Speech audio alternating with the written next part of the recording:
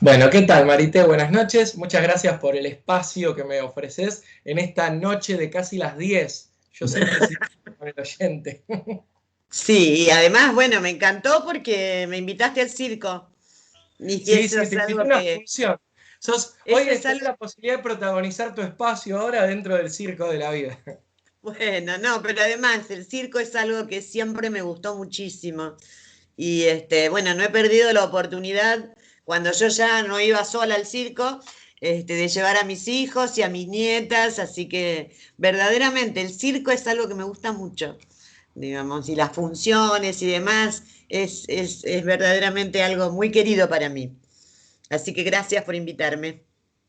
Bueno, de nada, me pongo contento. Dimos con la tecla entonces. Sí, sí. Eh, Vos sabés que para nosotros es un gusto que puedas estar hoy con nosotros acá en el programa, sobre todo porque, bueno, como te decía fuera de aire y como la audiencia sabe también, eh, hay mucha tela para cortar en relación a tu experiencia. Tenés una trayectoria en lo público muy grande, disputando políticas públicas, con un posicionamiento político siempre muy claro también, y psicoanálisis y Ujú, política van de la mano. Entonces no decir esto sería como ya incurrir en un error antes de empezar.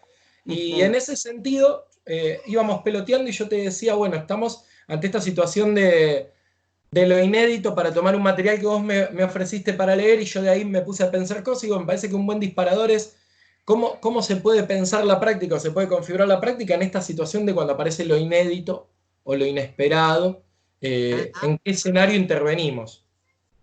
Bueno, en principio yo lo que podría decirte es que esta es la historia del psicoanálisis. Es decir, la historia del psicoanálisis es que frente a eso que irrumpe desde lo real, que irrumpió desde lo real para que Freud pudiera inventar el psicoanálisis, bueno, fue el síntoma en el cuerpo histérico, digamos, esa irrupción de lo real. Y digo lo real en términos de que no había forma en aquel momento, ni por lo imaginario ni por lo simbólico, de ceñir qué era lo que estaba sucediéndole a las histéricas.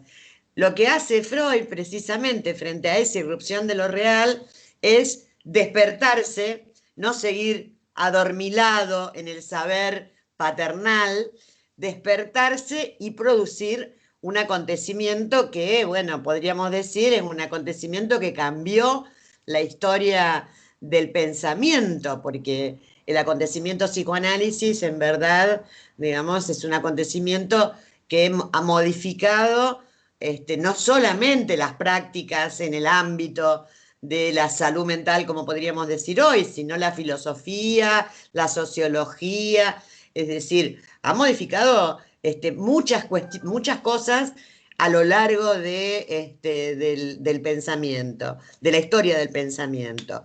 Entonces, bueno, tenemos que responder con invenciones frente a lo inédito, frente a la irrupción de lo real, se impone, digamos, la invención, se impone la creación y por lo tanto se impone que no sigamos haciendo lo mismo, porque estamos frente a una situación que es absolutamente, digamos, diferente a todas aquellas, y eso que, mirá, digamos, yo podría decirte, vos decías, bueno, una trayectoria, una larga, y soy muy vieja, digamos, por lo tanto he vivido muchas cosas a lo largo de mi vida. Entre ellas, por ejemplo, digamos, o sea, cuando yo tenía 5 o 6 años, la pandemia de la poliomielitis, digamos, solo que bueno, como yo viví en un pueblo, digamos, lo que más me acuerdo era que nos colgaban alcanfor,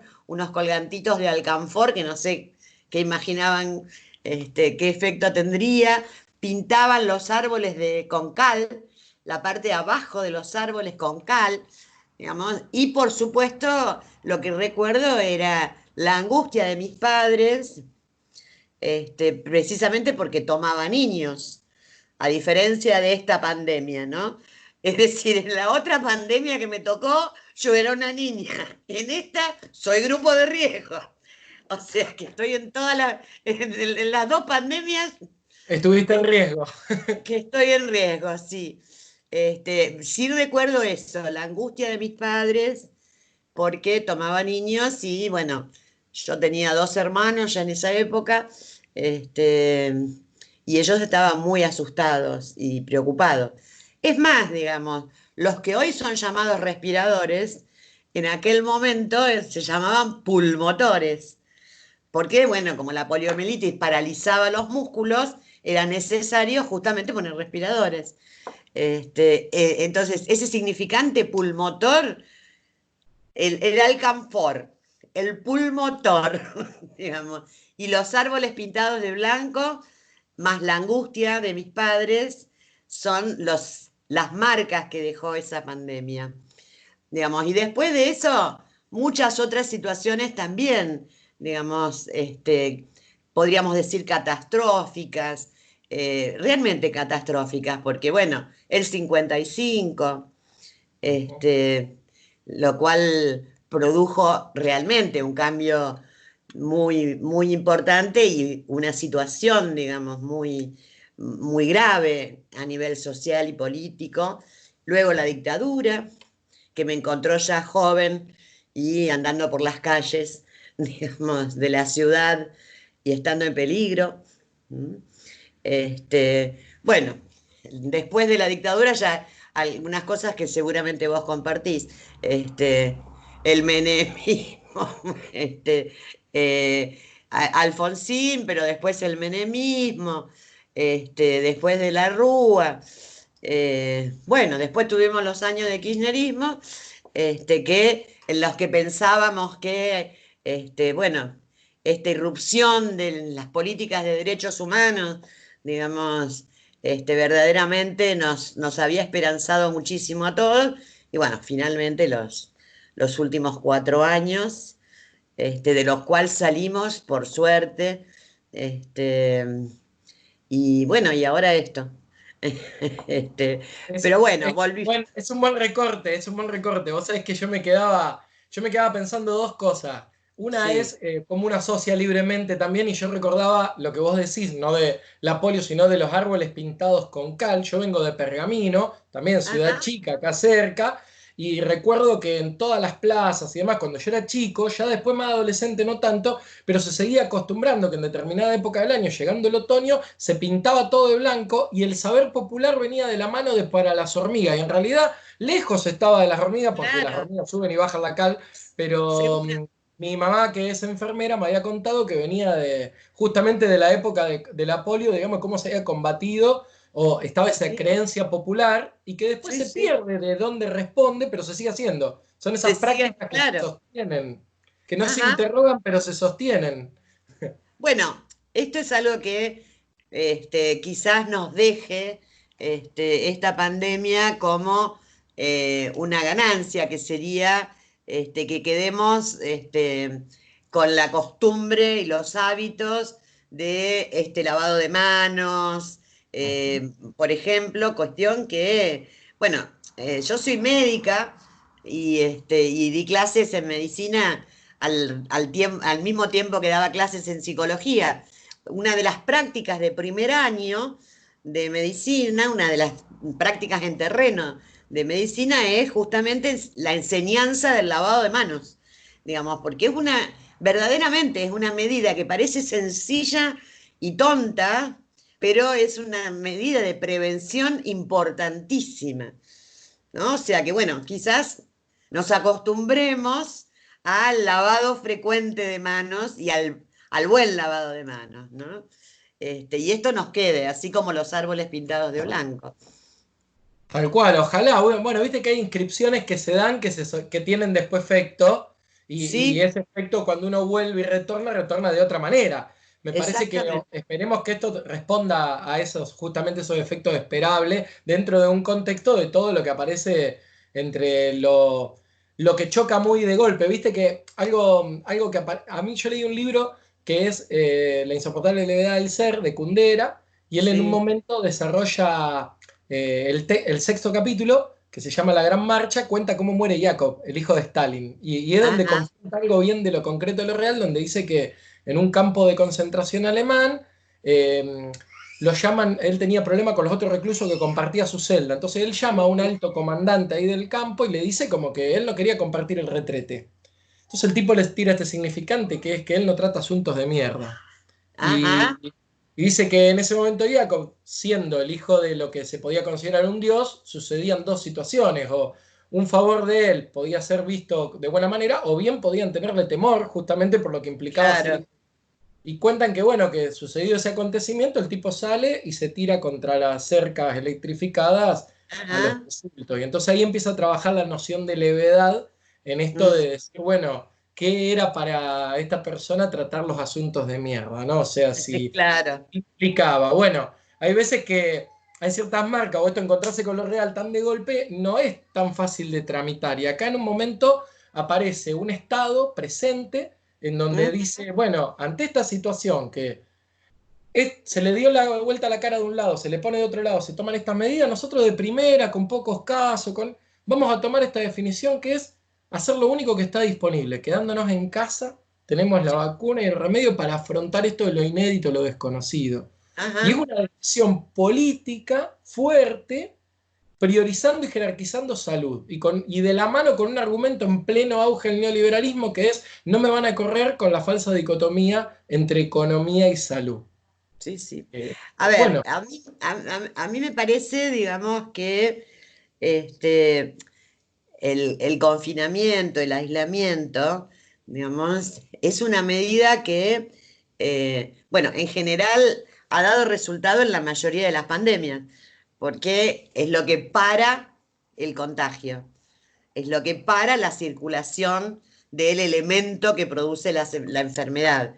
Y en este sentido, aún ahora, aún que estamos en este punto, digamos, ya en la tercera etapa del confinamiento, o del aislamiento, o de la cuarentena, verdaderamente, digamos, es lo más eficaz.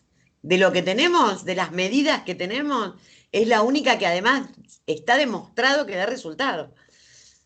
Este, Esto nos lleva a poder pensar cuestiones, porque, a ver, si una de las, o sea, una de las maniobras neoliberales o de las operaciones políticas neoliberales fue el desarme de todo lazo, digamos, solidario, el desarme de toda situación colectiva, comunitaria. ¿Por qué? Y precisamente, digamos, porque mete la cuña del individualismo y de la meritocracia, y entonces, bueno, para salvarme tengo que aplastar a alguien, digamos, ¿no? Y, y desarma además una consigna con la que veníamos, la patria es el otro, de la época, digamos, del kirchnerismo, ¿no? La desarma, la destroza, porque verdaderamente el macrismo destrozó, digamos, esa consigna. Bueno, fíjate lo que nos pasa.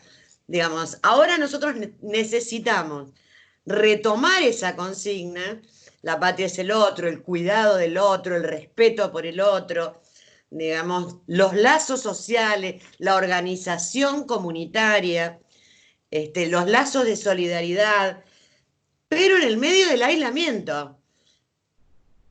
Esto me parece que es nuestro desafío, digamos, es el es una, desafío actual. es como una paradoja, es una paradoja que se instala, y se configura, pero a la vez nos propone ahí el movimiento, como bien decimos, el desafío actual de cómo frente al llamamiento de quedarnos adentro, de resguardarnos, demás, sea a partir de una lógica de cuidado del otro. Eh, Exactamente. y Bueno, para, es que ese es el punto, digamos, que me parece que es el desafío, también el arma de doble filo, porque el aislamiento podría ser un arma de doble filo. ¿En qué sentido? En el sentido de, bueno, fenómeno, sí, cuidamos al otro, pero me voy cerrando en mi casa, los barrios se cierran en sí mismos. También una especie de arma de doble filo, digamos. Pero bueno, es el desafío de qué hacemos con eso. ¿Cómo sostenemos los lazos? ¿Cómo mantenemos, digamos, el lazo al otro? ¿Cómo podemos pensar que no solo me cuido, sino que me cuido y te cuido? Y que en ese me cuido, te cuido, nos cuidamos.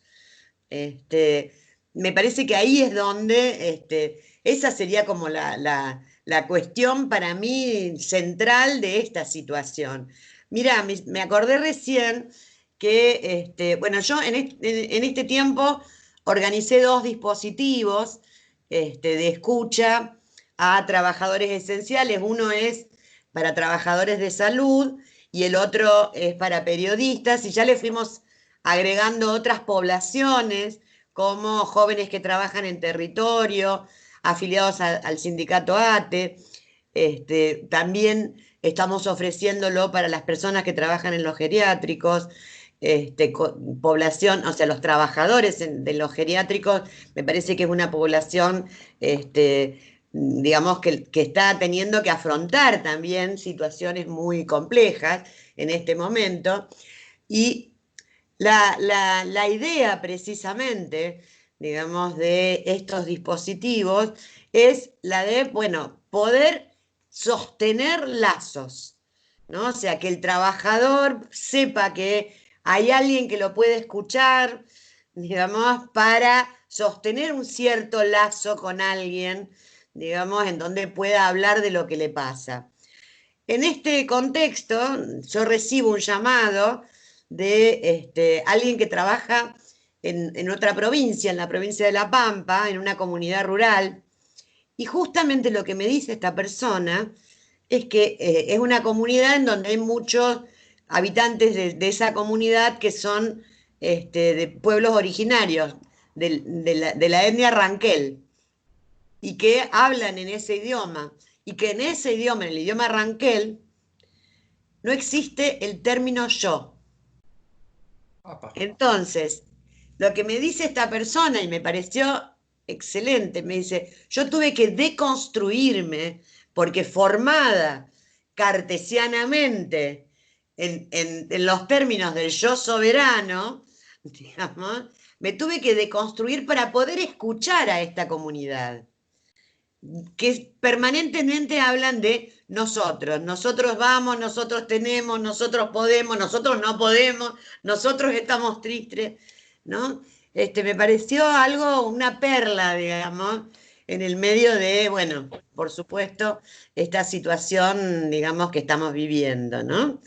Y ahí vuelvo al punto de cómo hacer para, digamos, que el individualismo, digamos, que, que colonizó las subjetividades durante los últimos 4 años, digamos, le dé lugar a un nosotros. ¿Mm?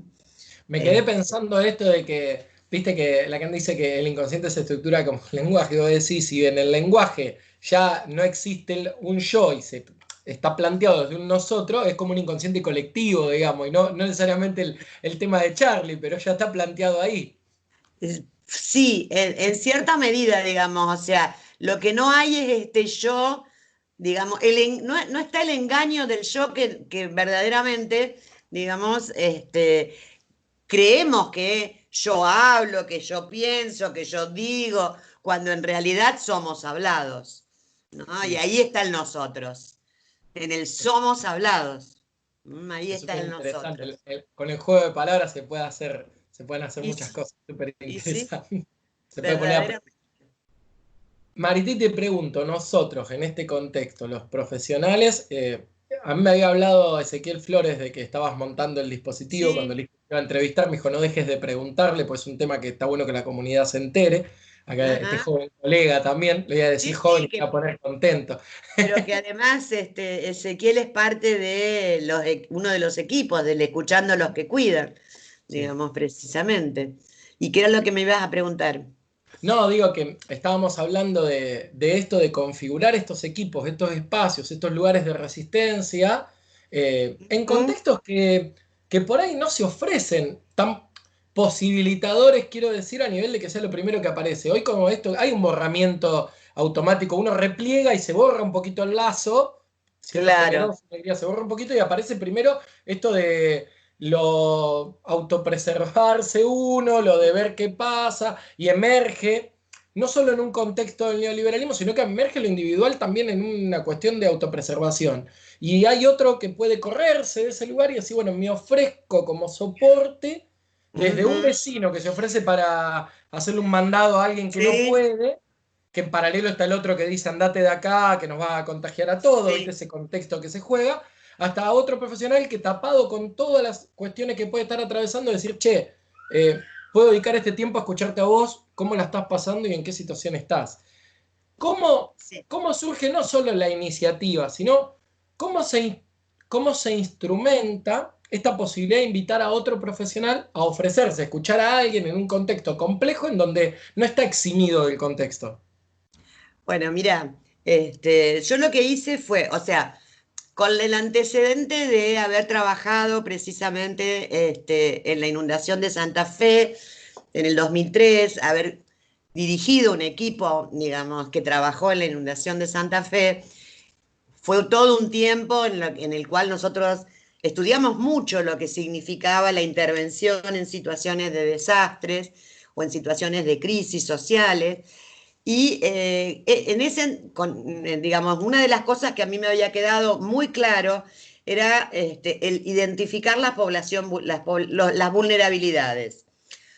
Por supuesto que sabemos que los niños y los ancianos son los vulnerables, pero de todos modos, el punto es poder identificar, según el desastre, las poblaciones más vulnerables. Y ahí me pareció, digamos, leyendo y escuchando los testimonios de los médicos y los enfermeros europeos, que una de las poblaciones vulnerables, pero que además eran las esenciales, porque por otro lado eran aquellos que tenían que estar en la primera línea, digamos, eran los trabajadores de la salud. Así que yo hice una convocatoria por Facebook y convoqué a los compañeros psicoanalistas, digamos, a compañeros psicoanalistas que quisieran, digamos, justamente poder colaborar como sector en lo que implica, digamos, hacer un aporte a la lucha al trabajo, digamos, respecto a la pandemia, y nuestro aporte podía ser donar horas de escucha. Para especialmente, lo primero que apareció fue los trabajadores de salud, digamos. Bueno, me respondieron tanta gente, te digo que inmediatamente me llamaron del sindicato de prensa porque querían que armáramos un dispositivo similar. Entonces, armé los dos dispositivos y mucha gente quedó afuera porque para coordinar los equipos tampoco pueden ser equipos así demasiado gigantescos, ¿no? Pero hay como 60 personas en los dos listados, y verdaderamente respondió gente. El otro día alguien preguntó, digamos, ¿cuál es el lazo de transferencia que nos une? Entonces yo les dije, miren, yo convoqué a compañeros psicoanalistas. Yo supongo que algunos contestaron como compañeros, otros contestaron como psicoanalistas y otros contestaron como compañeros psicoanalistas, digamos. Esos son los significantes. Digamos, los que estamos acá, este, practicamos el psicoanálisis y algunos nos consideramos compañeros. Digamos, verdaderamente, esos fueron los significantes, digamos. Pero después lo otro tiene que ver, sí, con cierto saber de lo que significa, digamos, la salud mental en situaciones de catástrofe, que es, bueno, rápidamente identificar cuáles son las poblaciones más vulnerables, ¿m? Y dirigir una política específica de asistencia para esas poblaciones. No, a mí me parecía súper interesante porque yo en otros contextos he utilizado siempre una metáfora que para mí es esclarecedora cuando se trata del que trabaja en salud, que es la de cuando te subís a un avión, la azafata por lo general siempre te tira la indicación que dice ante un estado de emergencia van a eyectarse las mascarillas de oxígeno, Sí, así uno esté con una criatura, con alguien, no se ponga a otro la mascarilla, póngasela previamente, asegúrese de estar respirando y ahí puede salvar a otro. Esta sensación de exacto. tener esa bocanada de aire para poder salvar a otro, para poder ayudar a otro y decir, en este contexto de pandemia, claramente los dispositivos en salud necesitan esa mascarilla y que haya gente que se esté disponiendo para poder asistir cuando está Ujú. colapsando el avión, poder oficiar de aire, era fundamental. A mí me había llegado la convocatoria, me había interesado en cuestiones actuales que mi título todavía está en trámite dentro del consejo directivo hasta que pueda Ah, sesionar. Yo dije, bueno, no, no estoy en condiciones porque no, éticamente no estaría todavía ni claro, matriculado.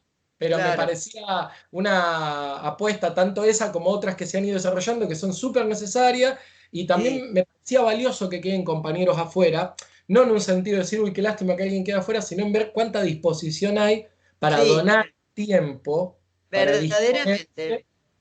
eh, Sí, también he escuchado que donar horas de escucha psicoanalíticas en forma gratuita era cuestionable. Y mi respuesta es mientras dure la pandemia. En este tiempo, digamos, yo no puedo armar un dispositivo y pretender además cobrar, digamos, por eso.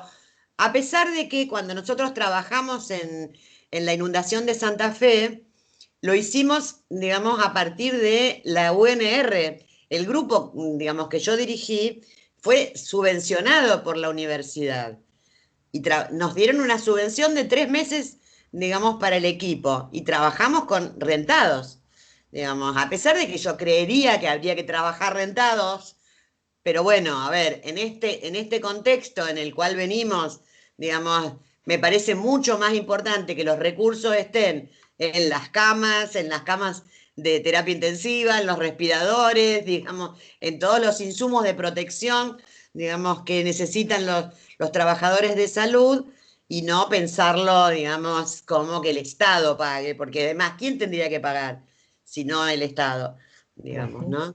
No, tal cual, porque Este, aparte en esto de poner algo, me parece que justamente quienes requieren la escucha están poniéndolo. O y sea, sí, la idea de claro, por eso configurar no les el va. lazo, la transferencia, está dado. Exactamente. Ahora, me parece, digamos, que esta oferta que hacemos de una escucha psicoanalista entra dentro de un elemento de protección personal. O sea, así como se ponen, digamos, los camisolines, las máscaras, los barbijos, los guantes, bueno, también pueden tener como protección. ¿Protección de qué?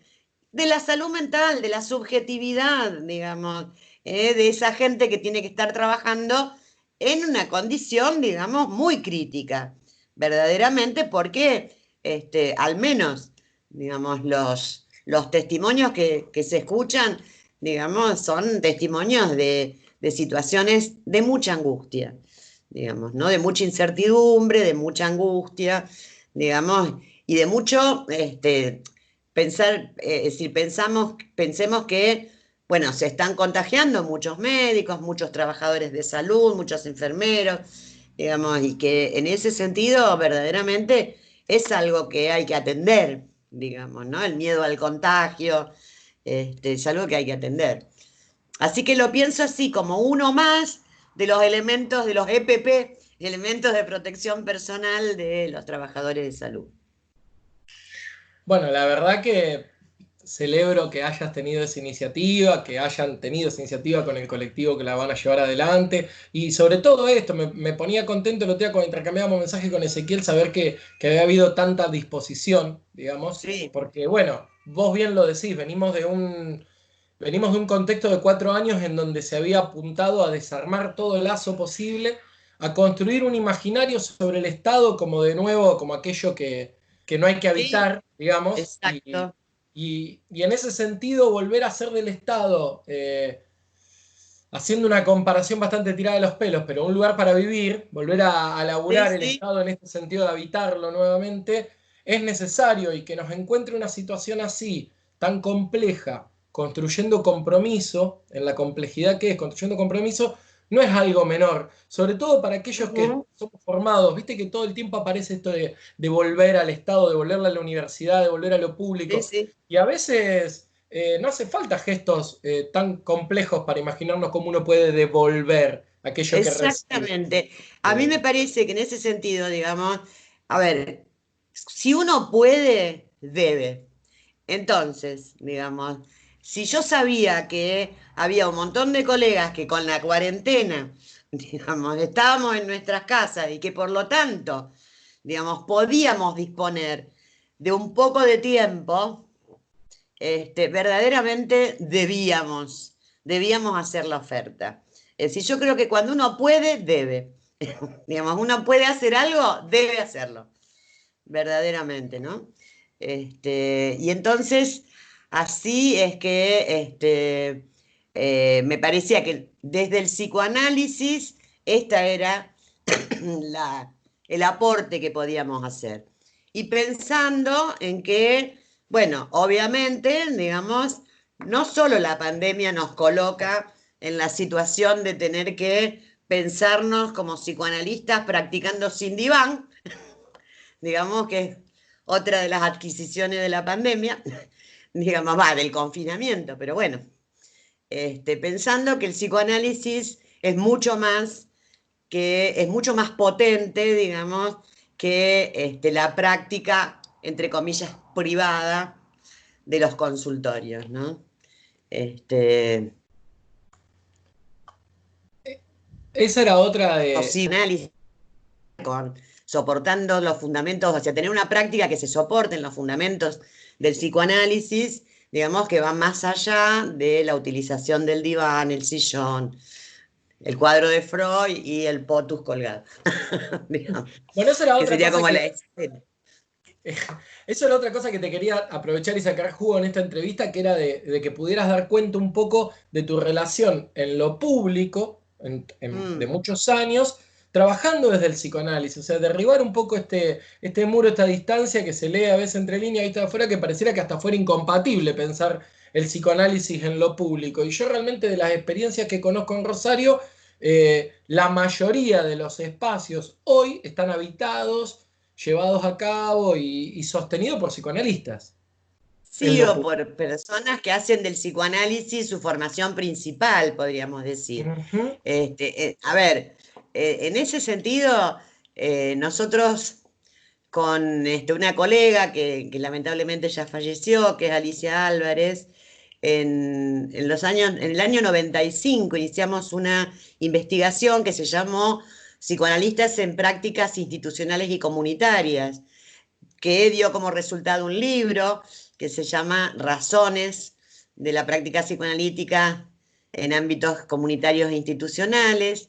Un libro que cuando salió se agotó directamente, digamos, y a partir de esa investigación nosotros hicimos varios seminarios, digamos, de posgrado, que los llamamos psicoanálisis sin diván, digamos. Y esto lo tomamos de un psicoanalista francés, digamos, ahora ya no me voy a acordar el nombre, porque hace mucho tiempo, digamos, ¿no? El nombre lo tomamos, pero que queríamos aludir a la práctica del psicoanálisis, más allá de lo que eran los encuadres o el encuadre clásico, ¿no? Porque entendíamos ya desde aquella época al psicoanálisis como una práctica de discurso y no, digamos, una psicoterapia. No es, o en todo caso, como diría Lacan, no es una psicoterapia como las demás, digamos, y uno podría hasta decir, el psicoanálisis no es una psicoterapia, digamos, es una práctica de discurso, verdaderamente. Y allí, bueno, esto nos permitió interrogar una serie de cuestiones que si no parecen como naturalizadas, porque a ver, alguien se recibe, pone su consultorio, pone un diván, digamos, y parece que naturalmente, sin interrogar mucho, se va a producir el deseo del analista, la transferencia. A ver, la puesta en forma de la demanda de análisis, etcétera, etcétera. Y esto no es así como naturalmente. No es que si te sentás de un lado, te sentás del otro, naturalmente todo esto se va a producir. Precisamente con las objeciones a las prácticas por fuera de el dispositivo de diván y sillón, digamos, con las objeciones es que construíamos nosotros los seminarios, Porque ahí decíamos, a ver, bueno, a ver, ustedes dicen ir a transferencia, veamos, ¿qué es la transferencia? Investiguemos, estudiemos. Y el deseo, bueno, a ver, ¿qué es el deseo del analista? ¿Qué quiere decir asociación libre e interpretación como pilares del dispositivo que Freud instituyó? Eh, Tiene esa ventaja, la de interrogar justamente cuestiones que parece que, bueno, ya lo sabemos, ya está, ya se estudió. Hoy en día, por ejemplo, en los equipos de los dispositivos estos, escuchando los que cuidan, escuchando los que informan, estamos releyendo, discutiendo y pensando cuestiones en relación a la angustia, al miedo, a la ira, a los afectos y cómo, es decir, cuáles son las distintas modalidades, las distintas presentaciones de los afectos y cómo intervenir desde el psicoanálisis.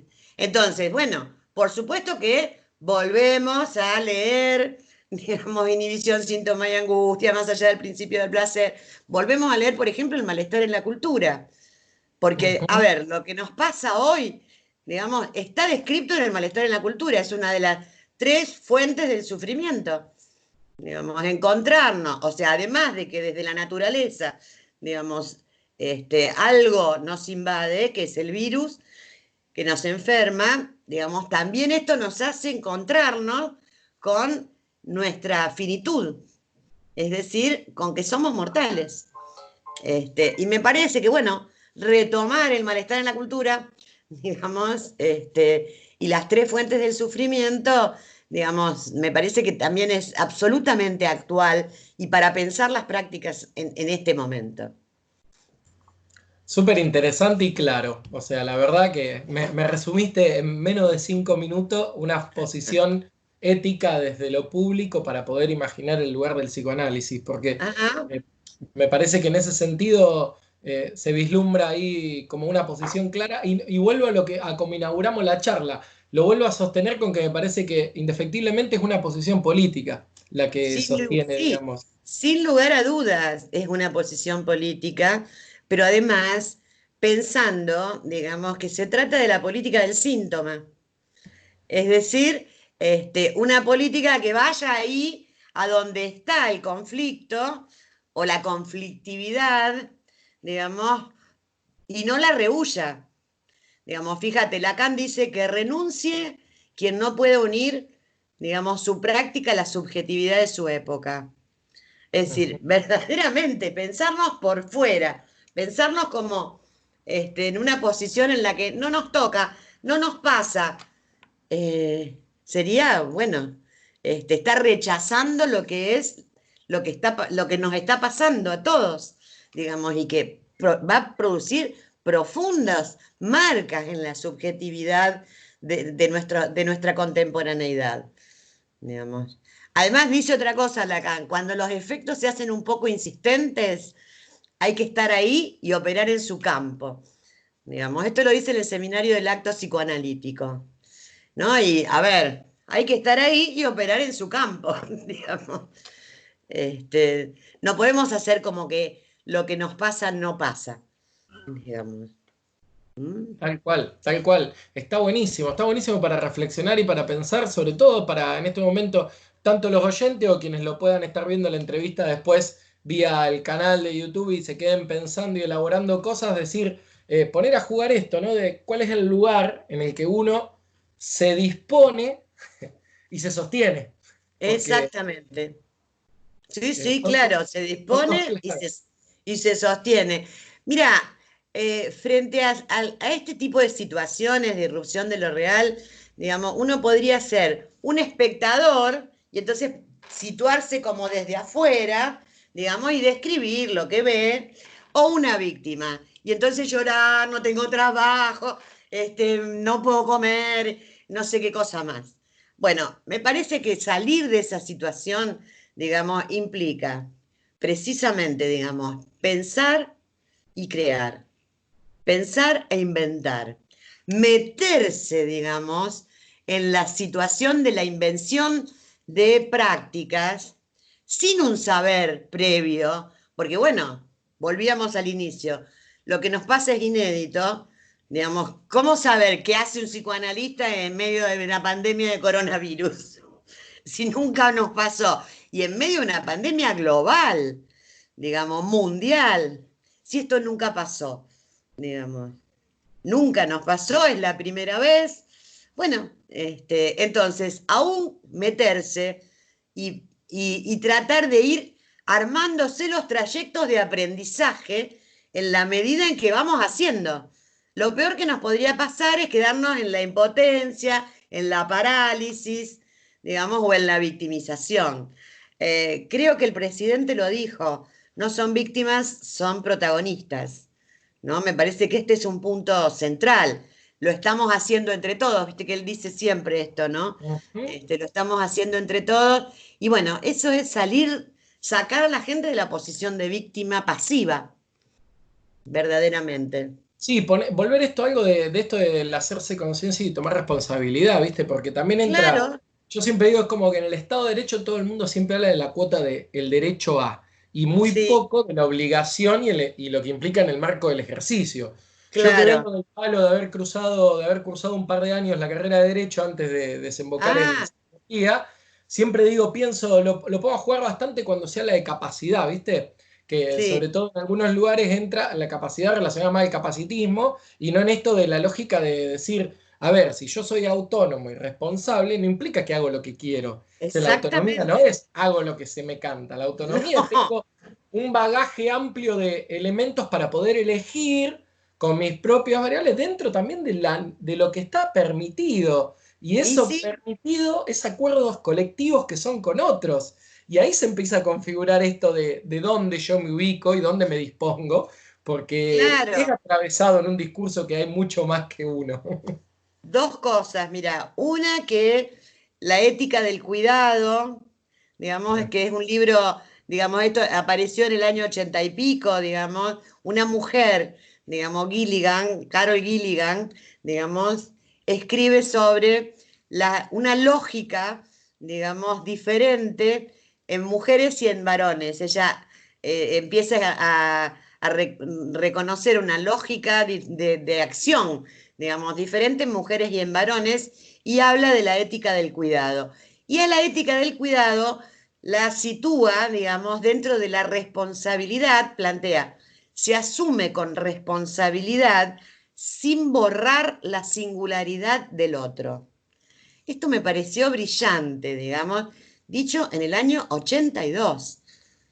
¿No? Ella la contrapone a la lógica de la justicia, que sería también necesaria, pero que es universal en el para todos, digamos, y ahí uno podría inclusive jugar también con la lógica de el todo, la lógica del para todos y del no todo, digamos, con el que Lacan trabaja, digamos, las lógicas de la sexuación.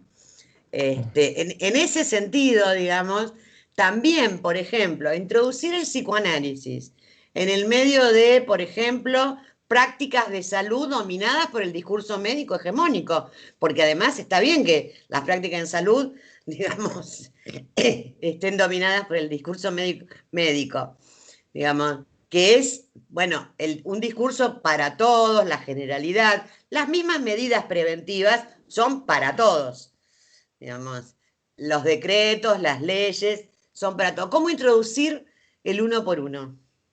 ¿Cómo introducir la singularidad ahí sin que eso sea una pelea de lógicas y sin que sea una pelea por el dominio del campo en el que uno trabaja? Sino que uno pueda trabajar con otra lógica, aún en un campo dominado por un discurso que tiene una lógica diferente.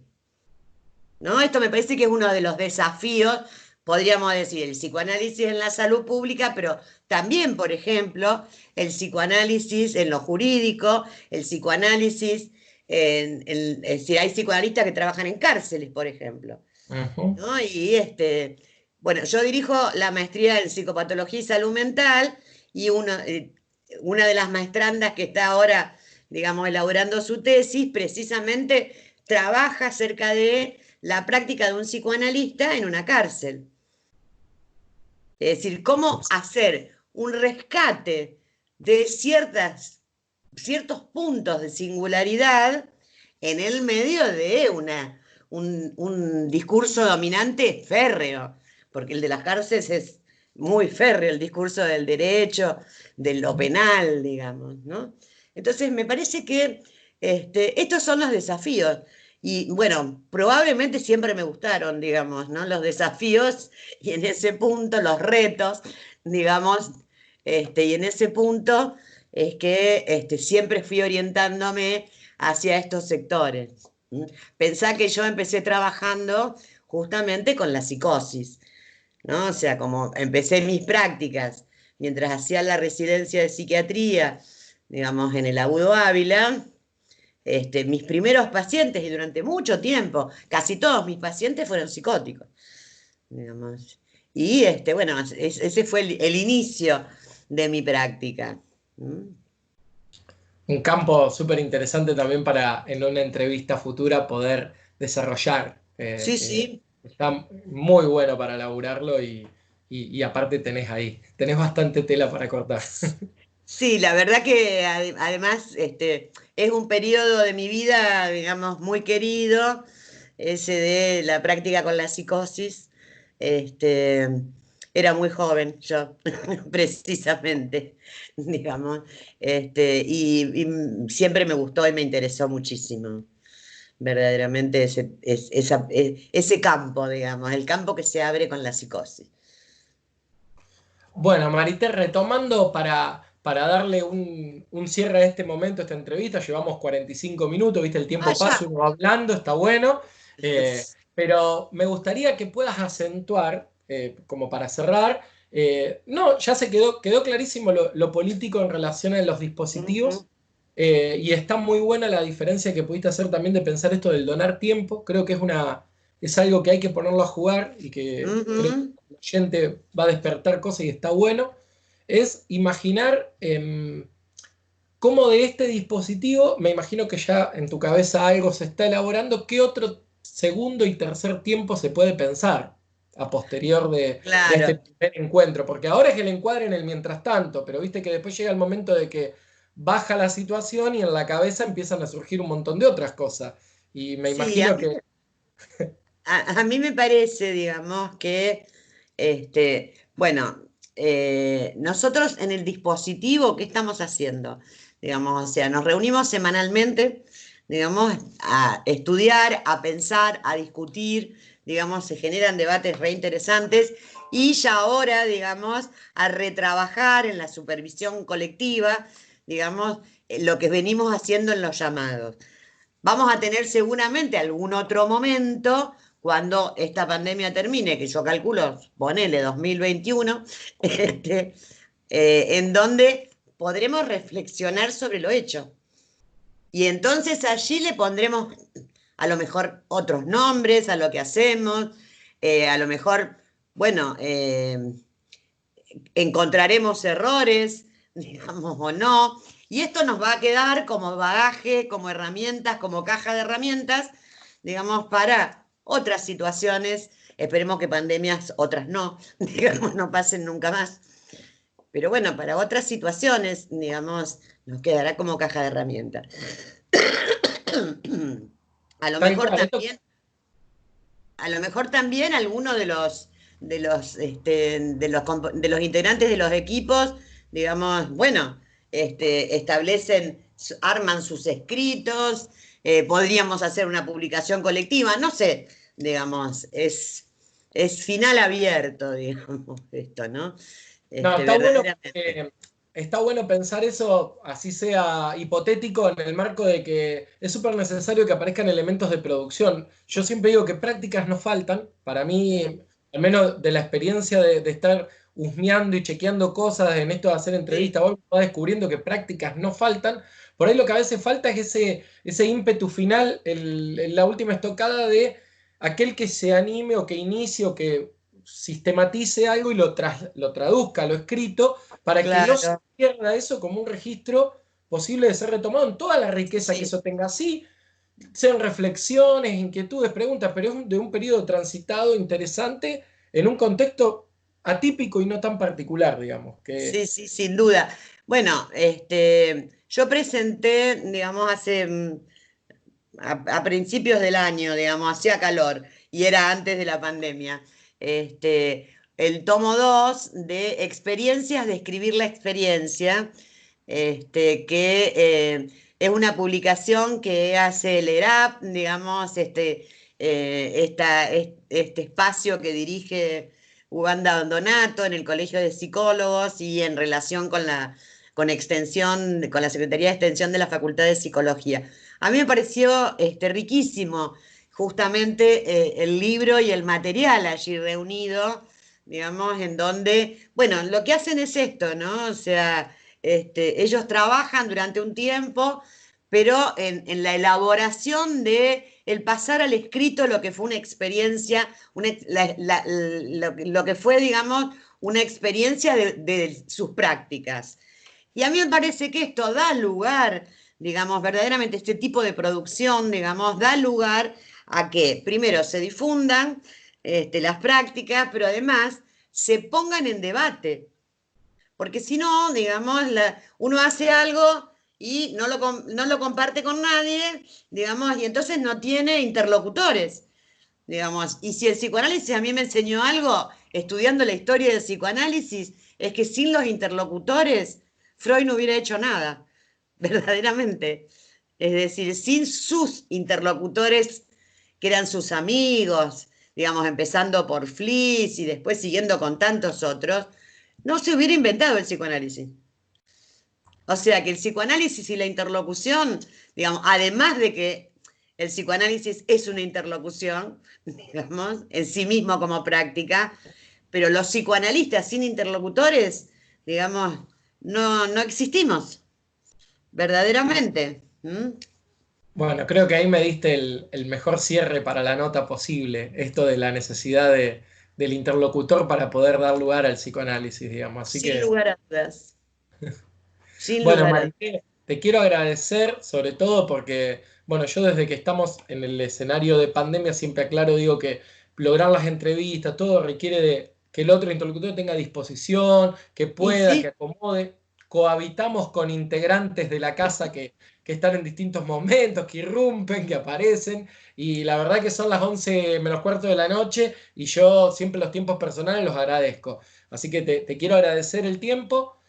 Sabés que queda súper disponible el programa, abierto para vos, para ¿cómo no? colegas, para difundir. Y bueno, y esto sigue, o sea, esto sigue en un segundo encuentro y ¿Cómo seguiremos no? haciendo. La seguimos, se trata. No, bueno, yo también te agradezco mucho, ha sido un gusto, verdaderamente. La pasé muy bien. Me encantó la función del circo. Buenísimo, buenísimo. Bueno.